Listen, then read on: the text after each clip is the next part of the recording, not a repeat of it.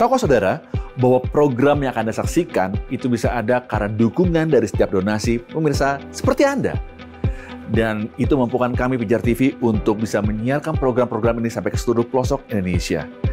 Hanya karena donasi Anda, kami sampai hari ini bisa memberkati begitu banyak orang dan mereka bisa belajar bagaimana mengenal Tuhan dengan lebih baik.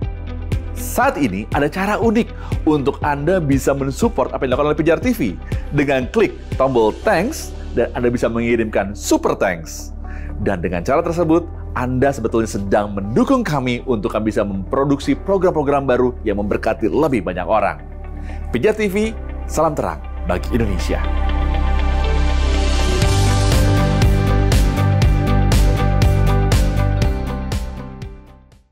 Tolong jelaskan kepada kami tentang raja-raja kerajaan utara dan selatan setelah perpecahannya di dalam pasal ini. Kita membutuhkan gambaran tentang raja-raja di kerajaan utara dan selatan dalam pasal ini. Kerajaan yang ada di utara dipimpin oleh 19 orang raja. Dan kerajaan yang ada di selatan diperintah oleh sekitar 20 orang raja. Raja-raja kerajaan di utara itu jahat. Tentu saja, mereka jahat karena tidak ada efek pada hati nurani baik dari hukum atau mesbah atau bait atau pengorbanan atau imam, bukan orang Lewi atau siapapun. Ada 20 raja di kerajaan selatan. Tidak semua dari mereka itu baik.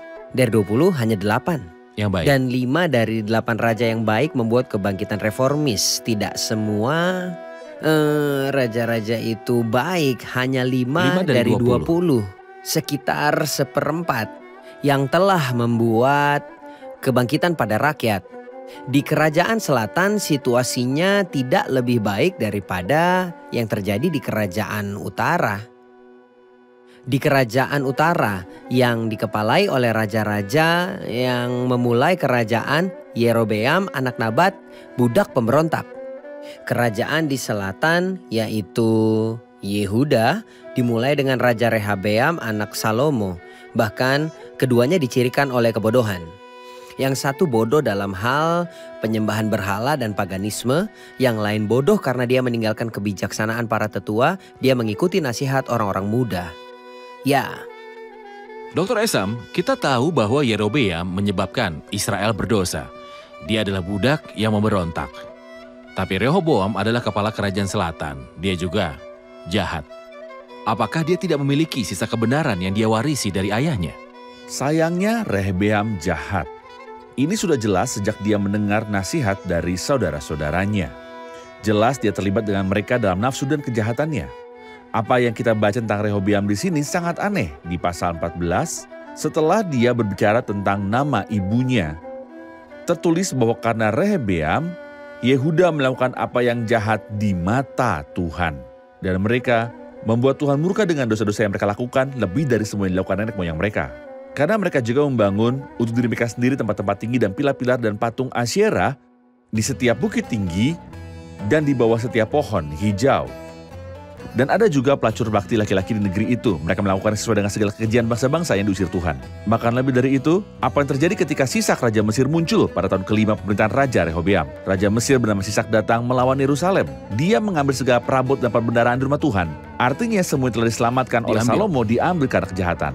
Semua emas, harta, penyimpanan rumah raja yang disimpan ayahnya dibawanya pergi. Dia juga mengambil semua perisai emas yang dibuat oleh Salomo dan yang dibanggakannya. Di tengah mereka dia membuat yang palsu. Seluruh hidupnya menjadi palsu. Rehoboam membuat perisai dari tembaga dan menyerahkannya ke tangan para pegawai penjaga yang menjaga pintu rumah raja. Mereka membawanya ketika dia pergi untuk menunjukkan bahwa mereka memiliki emas. Sayangnya, ketika raja pergi, mereka membawa kembali ke ruang jaga sampai kehidupan Rehoboam berakhir. Ia melakukan kejahatan demi kejahatan dan memimpin orang-orang juga dari kejahatan demi kejahatan juga, meskipun dia adalah seorang raja pertama Yehuda. Hal ini memberitahu kita jika kepala kerajaan utara seburuk itu dan kepala kerajaan selatan seburuk itu, kedua kerajaan ini harus pergi ke pembuangan sebagai hukuman daripada Tuhan. Sahabat Pijar TV, Shalom, apa kabar? Terima kasih sudah menjadi sahabat dan menjadi pemirsa setia program-program Pijar TV. Kami sungguh rindu agar saudara bukan saja diberkati dengan menyaksikan program-program ini, tapi juga dapat berinteraksi dengan kami untuk berdiskusi dan bahkan didoakan melalui WhatsApp dan telepon yang tertera di layar kaca ini.